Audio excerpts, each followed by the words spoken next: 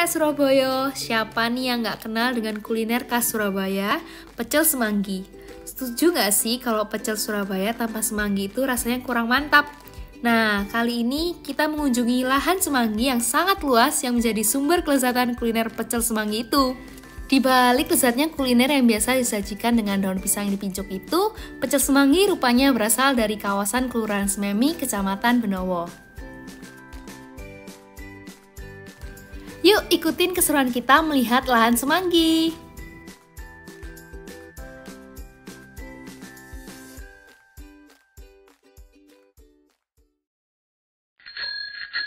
Hai guys, kembali lagi di Jendela Kampung Surabaya chapter 4 bersama aku Eta dan rekan kameramanku Mira. Kali ini kita akan menggali potensi dari Kampung Semanggi. Yuk ikutin terus, kita mulai ya Pak ya. Sebelumnya terima kasih ya Pak udah menyempatkan waktu untuk ketemu kita. Perkenalkan, nama aku Eta dan rekanku ini Mira. Kita dari Universitas Putra. Nah, kita mau berbincang-bincang lebih dalam lagi tentang Kampung Semanggi ini kan.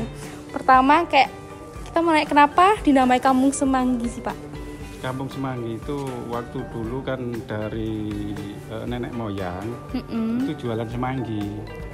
Makanya setelah itu ada perkumpulan Karang Taruna itu membuat nama Kampung Semanggi karena yang penjual semanggi itu kebanyakan di sini di Kampung Semanggi. Udah dari tahun berapa Pak? Tahun 75. Wah, udah lama 75, ya. Sebelum Pak Harto. Terus kalau misalnya warga-warga yang lain juga ikut atau cuma kayak ada yang mempersatukan gitu ya Pak?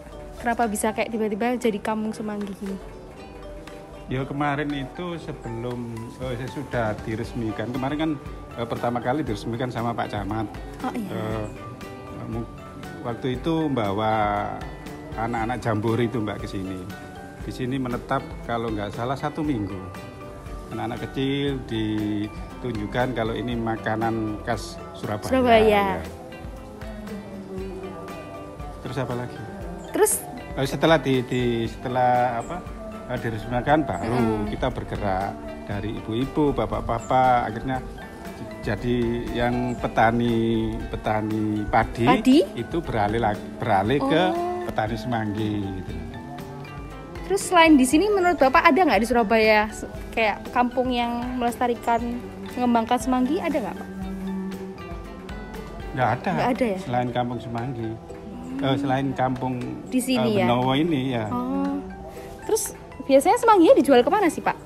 Jualnya itu mencar itu Pak jualnya. Kalau dulu ibu-ibu itu pakai len itu jual setelah habis subuh itu naik len, terus turunnya di Kupang. Setelah di Kupang itu nyebar ada yang di Waru, ada yang di Kenjeran, ada yang di Gresik gitu nyebarnya. Jadi kalau pagi itu rombongan, jualnya rombongan, nanti nyebar sendiri-sendiri. Terus biasanya semangginya itu dijadiin apa ya Pak? Kayak olahan produk makanan. Untuk sementara ini, waktu dulu masih pecel semanggi. Iya ya, pecel ya. Tapi kalau kemarin sudah ada Astra itu kan masuk, Astra kan CSR-nya Pak ya. Jadi Astra itu membantu dengan adanya perusahaan Astra. Iya, perusahaan Astra. Kayak bekerja sama gitu ya Pak? Iya, bekerja sama. Jadi Astra itu masuknya ke sini itu yang dikelola dari Astra itu 4 pilar itu Mbak, yang satu kesehatan, yang kedua penghijauan, yang ketiga itu UKM, terus yang keempat itu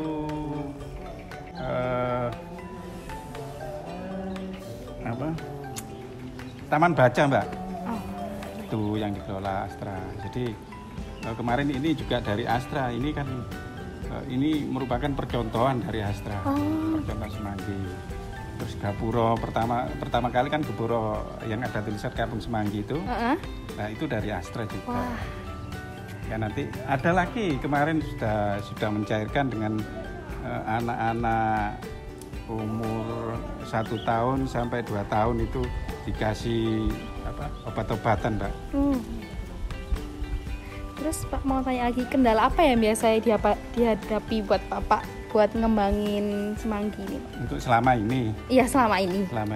Selama ini ya mungkin kendalanya satu, kemarin sudah ada pengajuan dari pihak Pemkot sendiri dengan adanya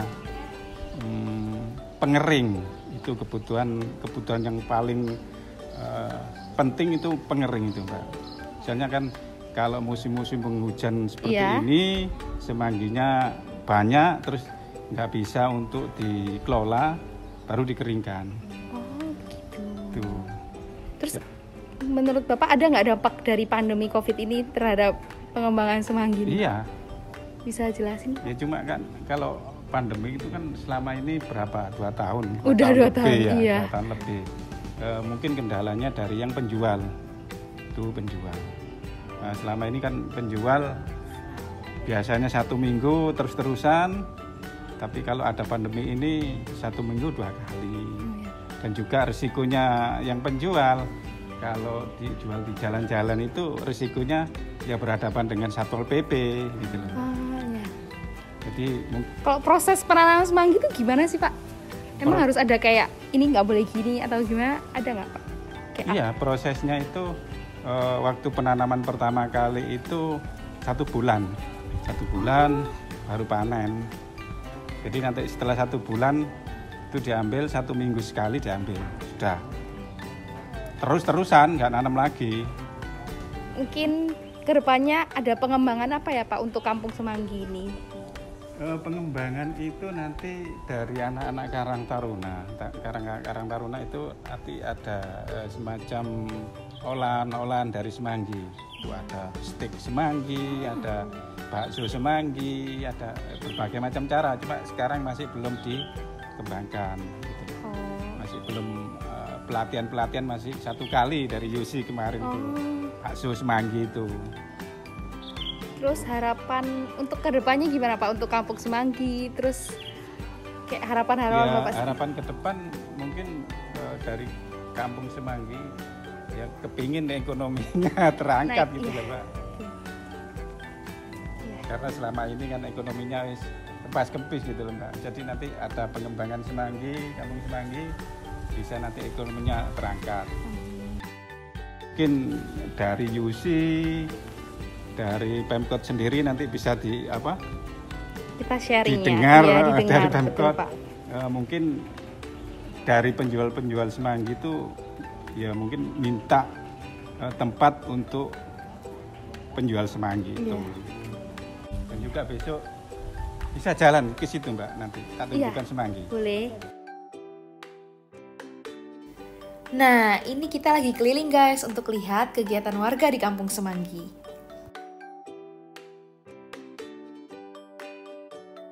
Ini barusan 1 minggu diambil, ya belum diambil, masih muda.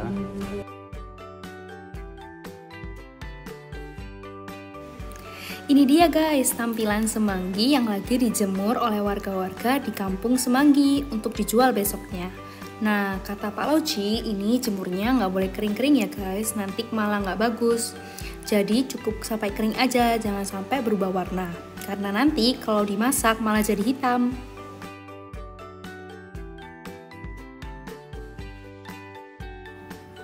Pemandangan ini hampir setiap hari dijumpai di perkampungan ini. Semanggi itu sengaja dijemur kering agar bisa lebih tahan lama, bahkan bisa tahan sampai 3 bulan lamanya, jika dibandingkan dengan semanggi basah.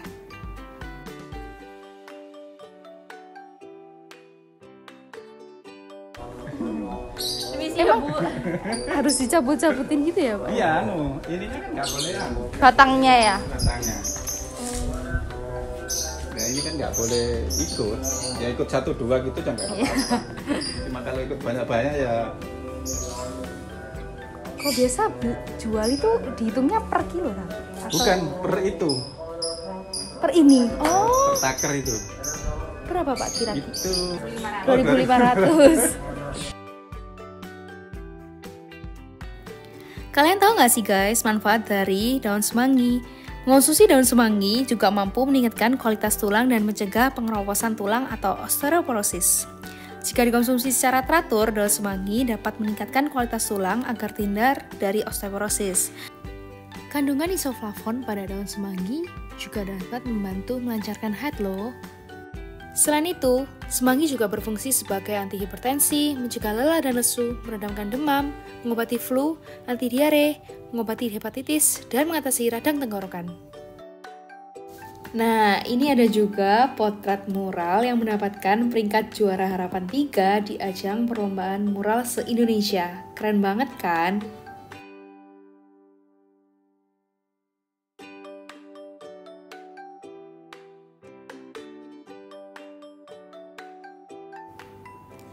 Penamaan Kampung Semanggi sendiri bukan tanpa alasan, karena mayoritas warganya memang berprofesi sebagai penjual semanggi, sekaligus membudidayakan tanaman semanggi di lahannya. Nah, sampai saat ini, di Kampung Semanggi ini sudah ada 13 warga yang membudidayakan semanggi. Karena itulah, Kampung Semanggi Benowo ini disebut sebagai pusat olahan pecel semanggi di Surabaya.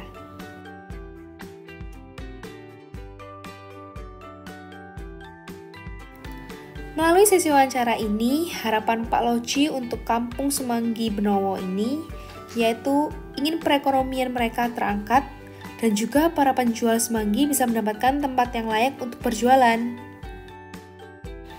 Semoga harapan Pak Loji tercapai ya guys. Nah, seru kan keliling-keliling Kampung Semanggi Benowo kali ini? Banyak banget kan wawasan yang kita dapatkan. Ternyata semanggi ini bisa menghasilkan cuan loh.